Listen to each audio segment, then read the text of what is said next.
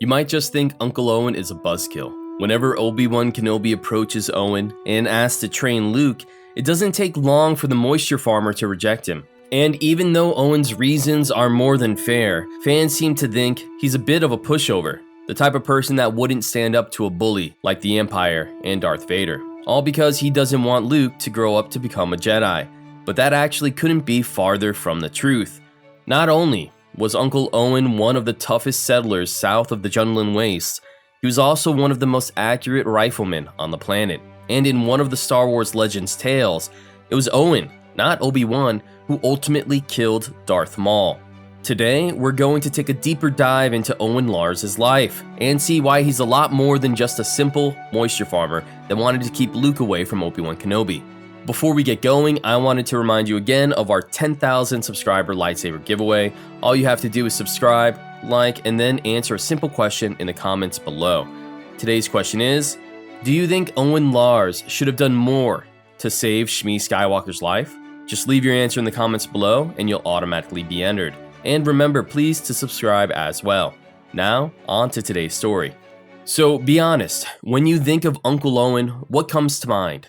Do you immediately imagine that time Luke Skywalker begged to go to the pilot academy and Owen stopped him, claiming that he needed help on the farm for one more season?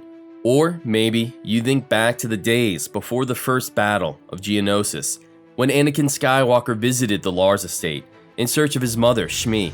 After the Lars family informed Anakin that his mother had been kidnapped, Anakin took off on a journey across the wastes to a nearby Tusken Raider settlement and massacred everyone.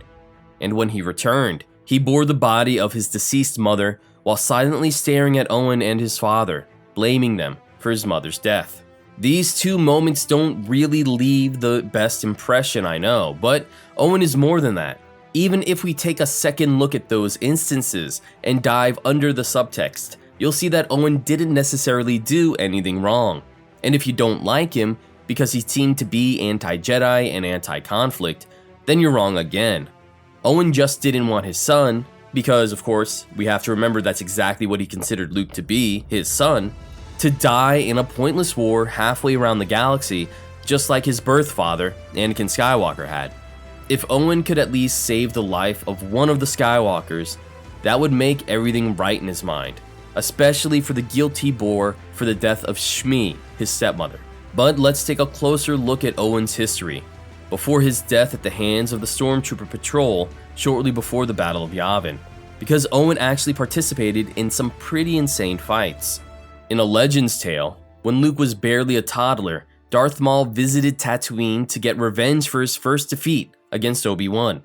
Maul planned to use Luke as bait, so he marched to the Lars estate, knocked Owen out, and tried to rip Luke from Aunt Beru's hands. But Obi-Wan was ready. He leapt from the sand and in a bloody lightsaber duel once again defeated Maul. And as the Jedi Master waited to deliver the killing blow, Obi-Wan hesitated, wondering if this was truly the Jedi way. But Owen wasn't so conflicted about it. Once he regained consciousness, Owen fired a high-velocity round from his rifle, snapped Maul's head right back, and killed the former Sith right on the spot. The murder of a Sith Lord was a tall order, even for a Jedi Master. In the past 1,000 years, only a Sith apprentice and Anakin Skywalker, when he fought against Count Dooku as a Jedi, had ever managed to kill a Sith Lord, making Owen's shot all the more impressive. And later, in canon, Owen faced off against one of Jabba the Hutt's toughest bounty hunters, Black Chrysanthemum. Although he didn't have any hope of winning, Owen tried his best to defeat the Wookie, even though Obi-Wan ended up saving his life. And once, when Luke got lost wandering in the Dune Seas, Owen assembled a group of fellow settlers to go after him, and the conversations shared between the men revealed that Owen was a tough, mean fighter when push came to shove. But even if Owen didn't have any great feats in battle, you only really have to look at his relationship with Luke Skywalker to see how incredible he was. To be honest, Owen was just an awesome dad, and spent as much time with Luke as he could. He didn't burden the boy with saving the galaxy and revitalizing the fallen Jedi Order. He only wanted Luke to be safe, happy, and healthy. And to go on a bit more of a rant, I think this is something that should have actually been the basis for Luke's storylines in the sequels.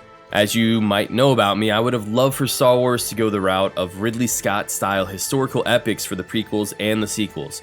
You know, something akin to Kingdom of Heaven, or The Last Duel, or Gladiator, set with the background of the Jedi Knights. Now, I wouldn't necessarily have made the Jedi or Masters of the Order as the main heroes, but when it comes to the bit of Luke Skywalker that should be shown, I would have made him much more like the Legends versions, you know, someone who embraces family and rejects the strange reforms of the High Republic Jedi, which banned marriage and children.